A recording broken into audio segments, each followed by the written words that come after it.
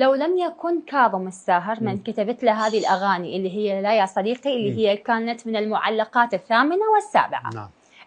وهسه هي كتاب بتونس تدرس، صح؟ صحيح. صحيح. أنا هو يعشق هذه الأغاني وهو يعرف تفاصيل عنها. لو لم تكن هذه الأغاني لكاظم الساهر كان نجحت وكان أخذ صدى بهذا المستوى؟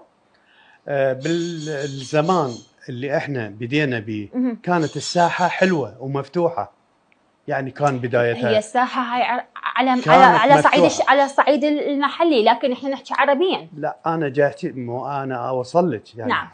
لو عربيا تردين ما وصل ناظم الغزالي بالبداية، ولا سعدون جابر بالبدايات.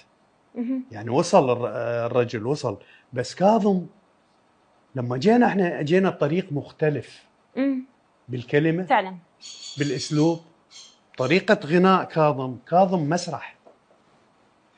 كاظم يغني مسرح، لما يغني يحسسك بأنه هو رجل يمثل الكلمة، يمثلها تمثيل، ما يخلي الكلمة تطلع من عنده مرور الكرام أبدا. إذا ما يحسها، إذا ما يعيشها، إذا ما يتألم بها ما ينطقها. فهنا شنو الجمهور يتفاعل مع هذا الشيء، يتفاعل قدامه شخص طبعا أكيد اللي يطلع من القلب يصل إلى القلب التالي. فاختلف هنا الوضع. فالنجاح يتفاوت من مطرب إلى مطرب.